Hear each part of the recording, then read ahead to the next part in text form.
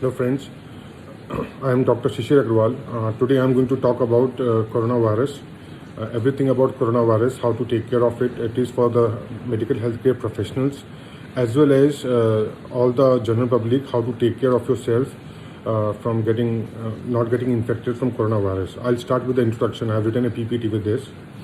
The introduction is the clinical disease termed COVID-19 is caused by the novel beta coronavirus, now named as SARS-CoV-2. And the SARS-CoV-2 is the seventh coronavirus viral which is known to infect humans. It was declared as a global pandemic by WHO, World Health Organization, on March 11th, 2020. The route of transmission. The primary route of transmission of the spread of COVID-19 is through the aerosolized droplets expelled during coughing, sneezing and breathing, but also concerns about possible airborne transmission. Fecal-oral transmission has also been reported in few cases with viral isolation from the feces of some patients. Confirmed COVID case. If a person with the laboratory confirmation of COVID-19 infection, irrespective of clinical signs and symptoms, that person is referred to as confirmed case of COVID-19. Who should be avoiding practice during this time of COVID-19 pandemic? Doctors and paramedical staff who are above the age of 60 years. Those people who are above the age of 60 years should be avoiding practicing during this pandemic because their immunity is low and they are more susceptible to infection easily. Those who are underlying medical conditions, especially who are immunocompromised or predisposing to infections like diabetes mellitus, chronic liver disease, heart diseases and kidney diseases, chronic lung conditions like asthma, COPD, bronchiectasis, ILD, etc. Cancer on chemotherapy or steroid treatment, pregnant women and seropositive status of the people. So, such people should avoid getting in touch with COVID-19 cases. Patients to be avoided. All symptomatic patients, individuals who have undertaken international travel in the last 14 days or so. So any person who who has traveled in the last 14 days internationally should be avoided. All symptomatic contacts of laboratory confirmed cases should be avoided. All symptomatic healthcare professionals who are treating the coronavirus infected people, you can avoid such people, those healthcare professionals, for next 14 days. After that you can get in touch with them. You can avoid all hospitalized patients with severe acute respiratory illness, SARI, with having fever and cough and shortness of breath. So if you see any person having shortness of breath, fever, cough, so you should avoid such people.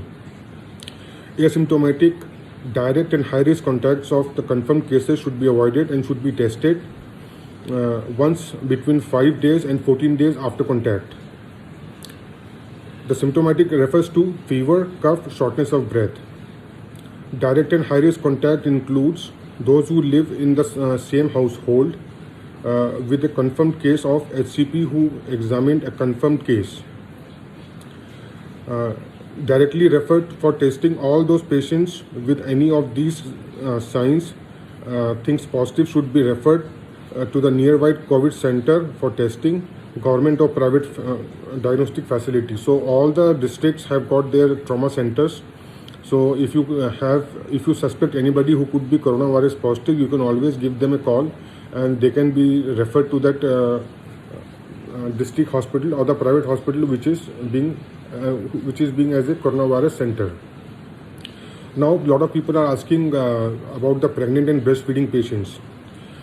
If you find somebody who is pregnant or breastfeeding and if he is coronavirus positive, testing is to be prioritized.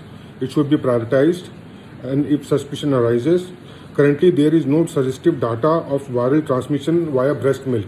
So there is no confirmed data that breastfeeding should be continued or should be stopped. But if the mother is coronavirus positive, in those cases the breastfeeding should be discontinued immediately because she is a carrier of coronavirus and she can transmit that infection to her baby. However, due to close contact and the risk of droplet transmission, breastfeeding should be avoided in COVID-19 confirmed mothers. Now the key concepts. Limit how germs can enter the facility. So you should limit how germs can enter into the facility. Avoid meeting contact with other people. Avoid maintain social distancing. Avoid other strangers to come inside your house or your hospital. Try to minimize your OPD. Try to minimize your hospital hours, and see only rare patients with strict appointment. Don't meet everyone, and isolate symptomatic patients as soon as possible. So if you see any patient who is symptomatic, who you think that he can be a case of coronavirus positive, then that patient should be isolated immediately and sent into the quarantine.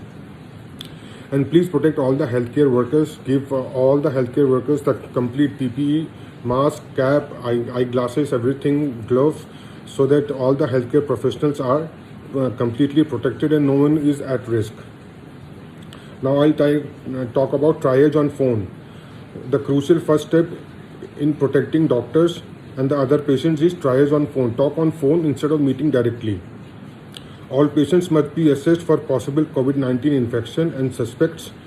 As mentioned earlier, if they does not have any of them, call them to your clinic by appointment, keeping the reasonable time between each patient as per the directions given by the WHO to avoid the coronavirus infection and avoid crowding in your clinic. If any patient seems to be COVID positive or COVID suspect, please refer him directly to the nearby COVID testing center. Avoid routine follow-ups, elective procedures. You can avoid routine follow-ups and those simple procedures which can be delayed for a few days. You should always delay those procedures. You may guide the patient on phone for minor issues at your discretion. So you can always share your telephone number with your patients, and they can always contact with you whenever required on phone instead of meeting them again and again. Triage at clinic and hospital if possible. Triage stations with adequately trained staff should be allotted at the entrance of each healthcare facility. So it is very important that an experienced healthcare staff should be at the front gate of your hospital, and he should be screening all the patients who are coming to your hospital. If he identifies anybody who is a suspect of COVID-19, then that patient should not be brought to the doctor. That patient should not be brought inside the hospital. That patient should immediately be referred right from the entrance to the COVID center. Physical barriers such as glass, plastic barriers should be installed at all these stations to limit close contact between ranged personnel and potentially infectious patients. So make sure that these things are put on the place.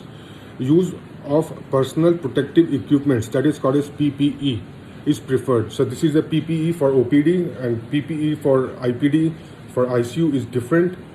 So this is the level 2 PPE which I am wearing right now. This is only for the OPD. And use of the PPE, the full form of PPE is personal protective equipment. A lot of people ask me.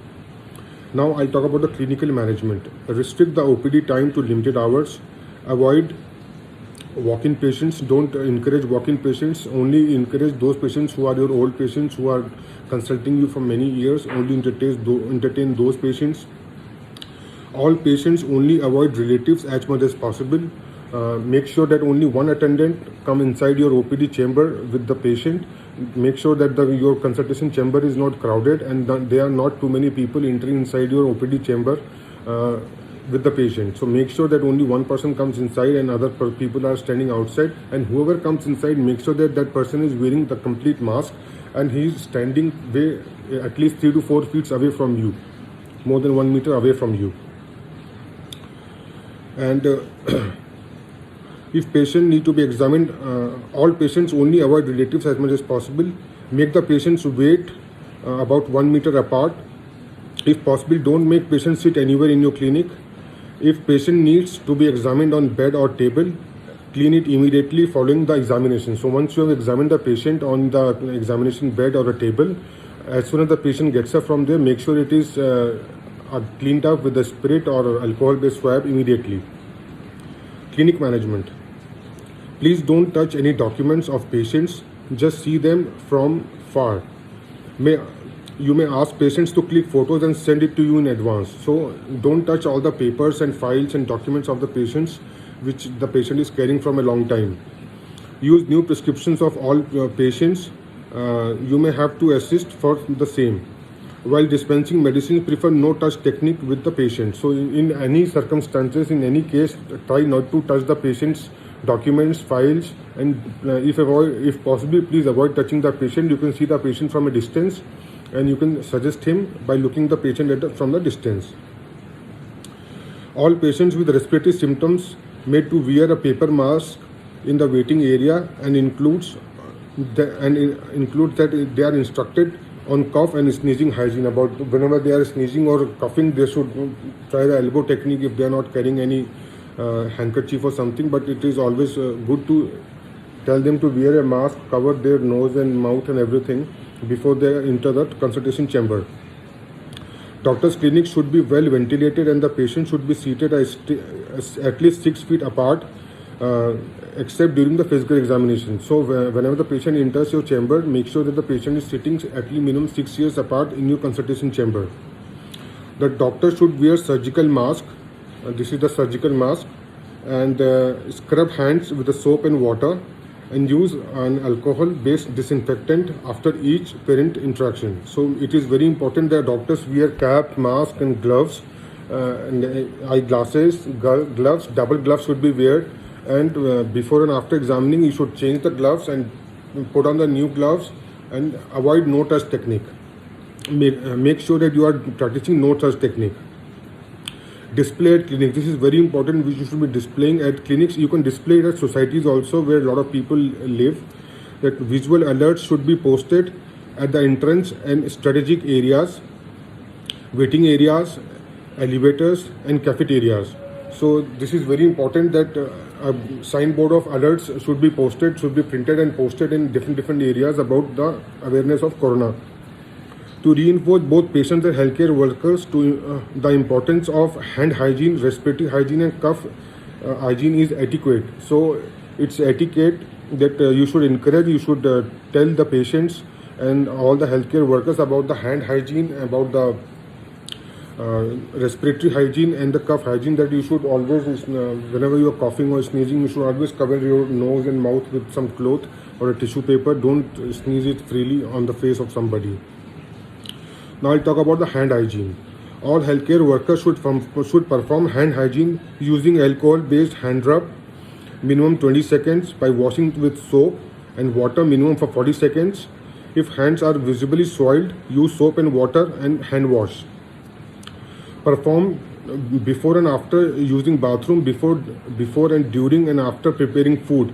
So before and eating, after the food and drinking, and after coughing and blowing or sneezing, after touching garbage or touching mask or soiled PPE. So these are the things, whenever you are touching these things, you should wash your hands before touching these things and after touching these things. I'll repeat that again, that this should be performed while using bathroom, before and during and after preparing food, before and after eating or drinking food, after coughing, blowing or sneezing, after touching garbage or touching mask or a soiled PPE.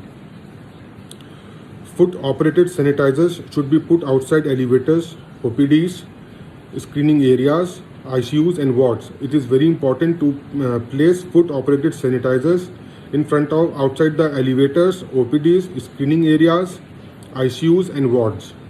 Now I'll tell you about technique about hand washing. So what you have to do is you have to go to the wash basin.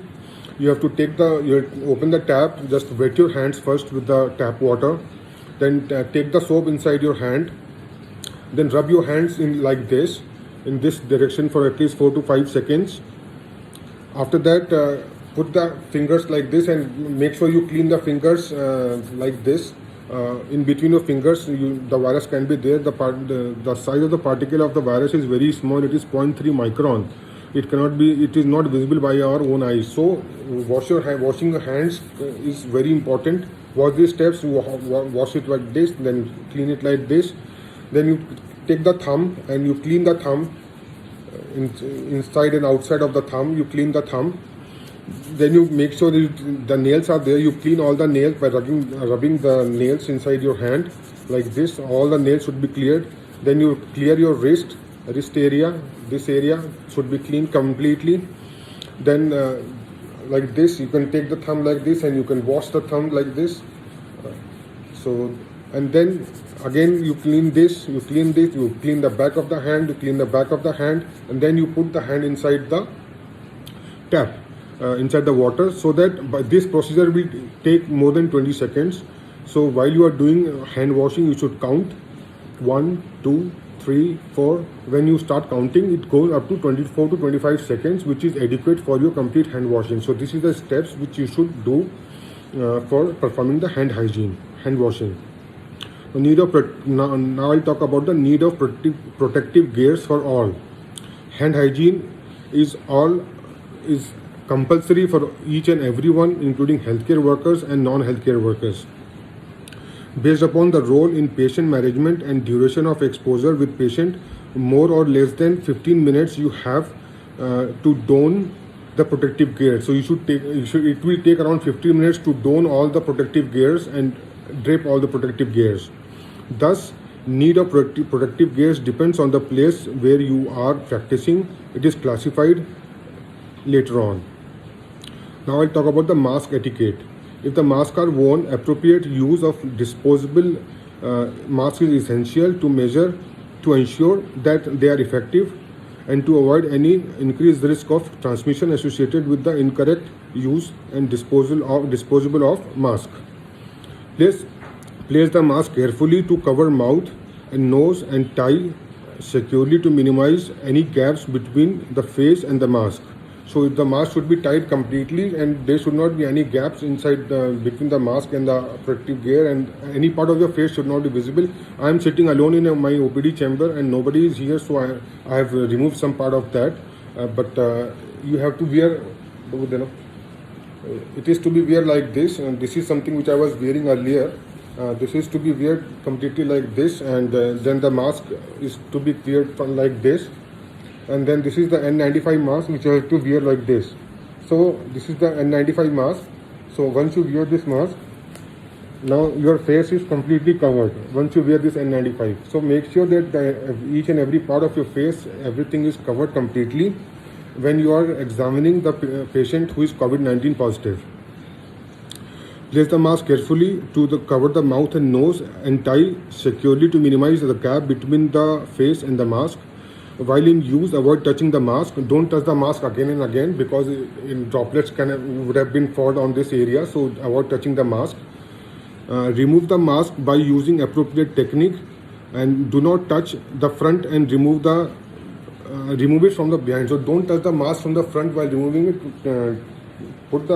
Remove the mask from the behind, and you can fold it the mask like this, and so that the front portion which is exposed to the virus or the droplets is not in touch with your hand or anything. It is being removed like this.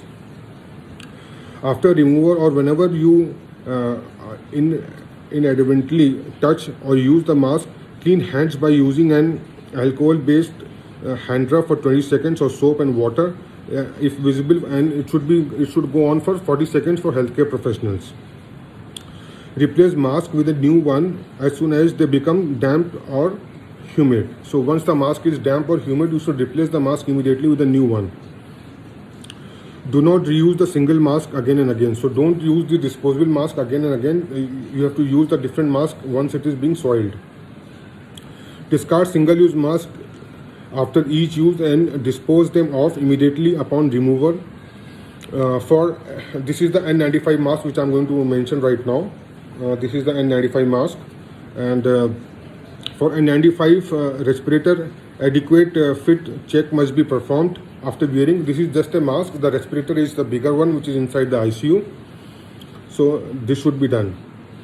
The sequence of putting on the personal protective equipment, that is PPE, that the gown should be worn first, then the mask and the respirator should be worn, and secure ties and plastic bands in the middle and the head of the neck. Fit flexible hands to the nose and bridge. Fit snug to the face and below of the chin, and then fit the respirator.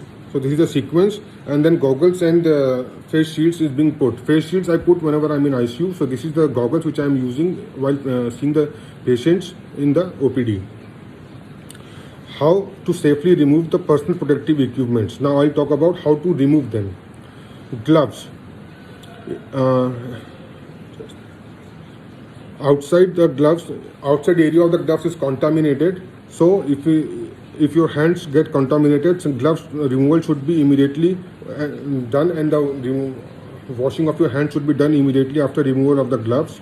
And then after washing the hands, you should use alcohol based hand sanitizer. Using a gloved hand, grasp the palm area with the other gloved hand and peel off the first glove. So this is, I am wearing two gloves, the first glove and second glove. So you can always, whenever you have to remove the glove, you have to take off this area and take it off. Don't touch the area which is being soiled. Now goggles and face shield. Outside the goggles of the face are contaminated. So this outside area is contaminated. It should be cleaned frequently after seeing the patients with the spirit swab. And if your hands are contaminated, using goggle or the face removal shield, immediately wash your hands with an alcohol-based free hand sanitizer. So always remove the goggles from this area, and if your hands are contaminated, wash the hands and the goggles immediately after the patient interaction. Remove goggles or face should be at the back of the lifting of the hand and earpieces. If the item is reusable, place in the designated respectable area for reprocessing. Otherwise, discard in the waste container. Gown front and sleeves are contaminated. I'm talking about the sleeves, and the front area is contaminated. This is a new one. This is not been contaminated. This is for the disposer.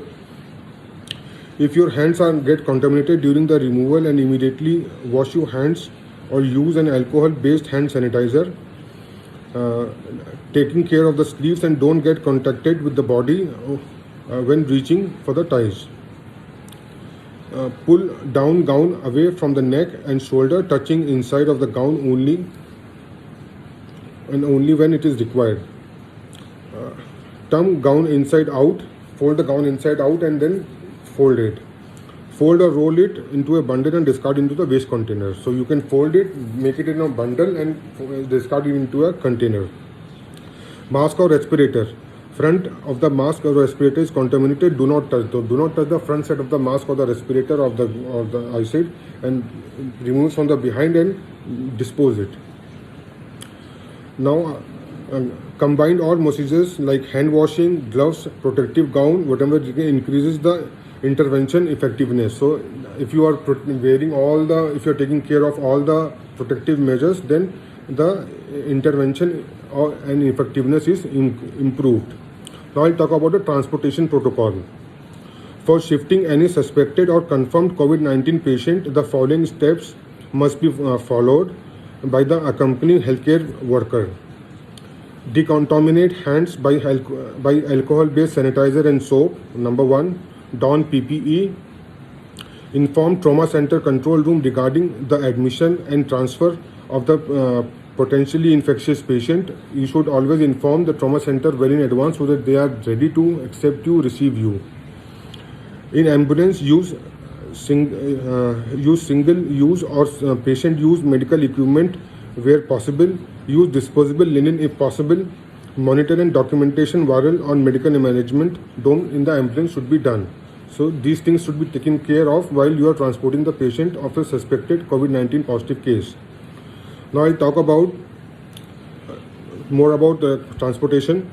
At arrival at the trauma center, before the patient leaves the ambulance, ensure arrangements are in place for the receipt of the patient. Make sure that you have taken the receipt of the patient.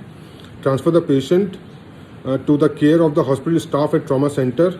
After transferring of the patient, remove the PPE in the manner which I have explained to you in that order, and perform hand hygiene. Make sure you perform hand hygiene immediately. Before the ambulance is used again, clean and disinfecting of ambulance is very important. PPE is outlined as above. जैसा मैंने the way I have told you above that the PPE procedure should be done.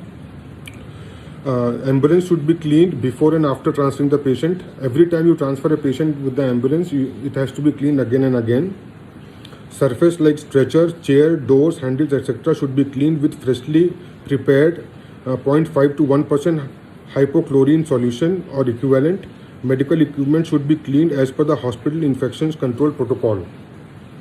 So the ambulance and all the suspected items should be cleaned with 0.5% to 1% hypochlorite solution. Environmental sanitation. Immediately remove and wash clothes and bedding that have blood, stools or other body items or fluids on them. Make sure you wash them immediately. Clean and disinfect frequently. Touch surfaces in the quarantine person room, for example bed frames, tables, etc. And this should be cleaned daily with sodium hypochlorite solution 1% or ordinary bleach of 5%. 5% bleach can also be used if at all you don't have 1% hypochlorite solution. Clean and disinfect toilet surfaces daily with regular household bleach solutions. That is very important. This is the area where the virus keeps on persisting because of the fluid. Wash laundry used by the person separately. Use common household detergent and dry thoroughly using the warmest temperatures recommended for clothing tables. Place all used disposable gloves, masks and other contaminated waste in a lined container before disposing of them with other household waste, and wash hands with soap and water, alcohol based hand rub as shown in the, as I told you earlier. Duration of home quarantine period. The home quarantine period is 14 days. It is 14 days from the contact with a confirmed case or earlier if the suspected case or whom the index person is in contact turns out to negative or laboratory testing. Duration of home isolation for confirmed cases with mild disease is that afebrile for 72 hours and at least for 7 days after that. Symptomatic or onset of the symptoms is negative, and 2 negative samples 24 hours each apart. So if these things are there, then the patient is ready for the home quarantine. This is the criteria for home quarantine. Special precautions should be followed for aerosol generating procedures, include tracheal intubation, non-invasive ventilation, tracheostomy, cardiopulmonary resuscitation and bronchoscopy. So special precautions should be performed if you are performing these procedures inside the ICU or handling the COVID-19 patients. That includes intubation, non-invasive ventilation, tracheostomy, cardiopulmonary resuscitation and bronchoscopy. Are all the associated with high risk of transmission of COVID-19. So these special care should be taken performing these procedures. Healthcare workers conducting such procedures should be wearing full body PPEs including N95 particle filtering mask should be carried, and the procedure should be carried out in an adequately ventilated room or an airborne infection in isolation room, AIIR, that is airborne infection isolation rooms, which has the negative pressure of the rooms, and so that the virus is not going outside, it stays inside that particular room. Now I'll talk something which is very important and sensitive, that is the emotional needs of healthcare workers. We should not ignore the healthcare workers who are taking care of the COVID-19 positive or suspected cases. Healthcare workers are the front line of COVID-19 and are under extreme physical and mental stress. So we should keep their mental and physical stress in mind, and we should not give them any kind of stress. We should be very supportive, and we should always be in contact with them, give them positive feedback, give them positive inputs. They are physically overworked beyond conceivable limits, so they are extremely tired, exhausted. They are working day and night, so you should understand their what the tremendous amount of stress which they are going. So we should be very much supportive to the doctors and the paramedical staff, all the healthcare workers, and each and every professional who is working to fight against COVID-19 cases. So we should be very supportive and helpful to them.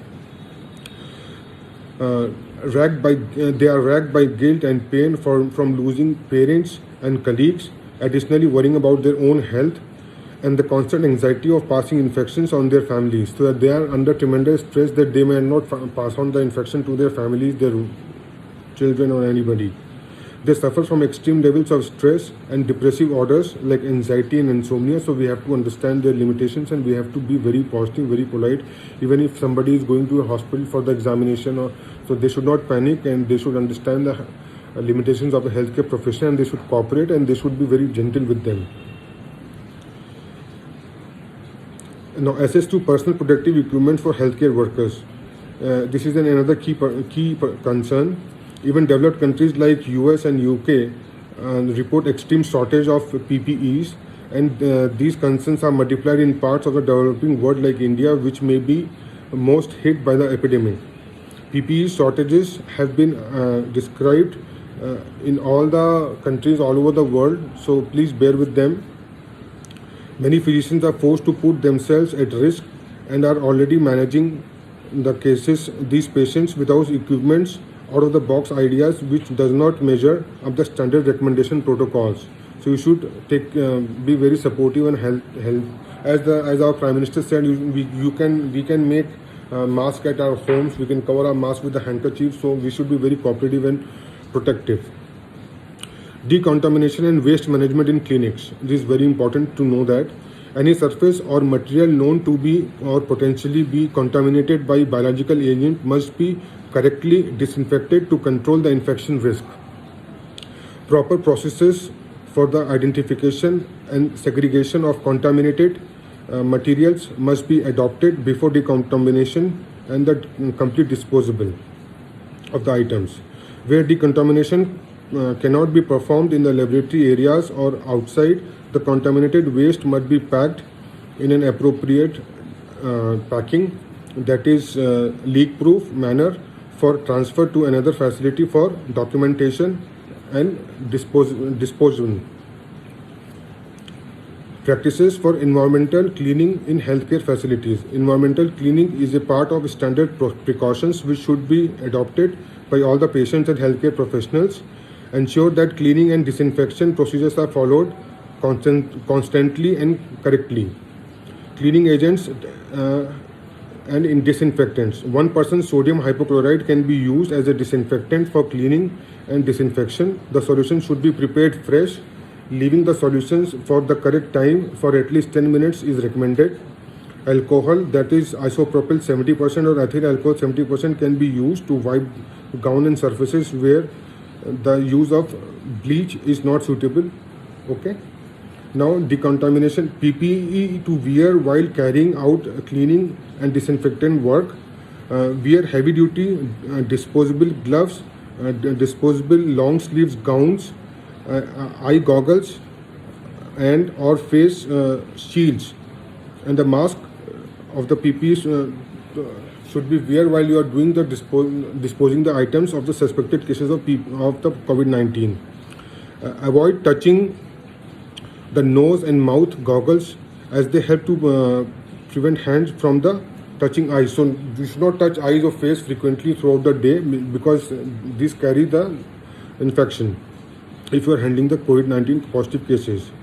Disposable gloves should be removed and discarded if they become soiled or damaged. Take a new pair and wear the new pair of gloves. All other disposable PPE should be removed and discarded after cleaning activities are completed. Eye goggles, if used, should be disinfected after each use according to the manufacturer instructions. Hands should be washed with soap and alcohol-based hand rub immediately after each PPE is removed following completion of the cleaning. Where possible, seal off areas where the contaminated cases had visited before carrying out cleaning and disinfection of the contaminated environmental surfaces. This is to prevent the infection from spreading to the unexpected person and they are not being exposed to such surfaces. Inform the local authorities if at all you see a suspected case immediately. Decontamination. Frequency of cleaning the surfaces. High touch surfaces, disinfection of high touch surfaces like doorknobs, telephones, call bells, bed rails, stair rails, light switches, wall around the areas of the toilet should be done every 3 to 4 hours. So every 3 to 4 hours these areas should be cleaned with the alcohol-based swab. Low touch surfaces are for low touch surfaces like walls, mirrors, etc. Mopping should be done at least once daily. For medical health professionals, the basics is use only one pen, one phone and one disposable water bottle. Decontaminate phone regularly. Do not touch anything. Everything is contaminated unless cleaned in your presence. Mind it, everything is contaminated unless cleaned in your presence. Hairs tied and covered your head with the cap. You should cover your head with the cap. Shift to scrub to full sleeves. If available, full sleeve scrub should be there. And empty bowel and bladder before you use the PPE, before you wear the PPE. So make sure you visit the toilet once you are with the PPE. Wear double gloves. Don't wear a single gloves. This is one, this is two. We always wear double gloves while you are handling the patients of PPE of COVID-19. Keep your palms together when you see the patient and to remind you not to touch them. So keep your hands together like this and don't touch the patient. Try to avoid touching the patient as far as possible. Don't use stethoscope. This is not the normal time. So this is the time where you can see the patient without using the stethoscope. This is not the normal time. This is the pandemic time. So we can examine the patient even without using the stethoscope.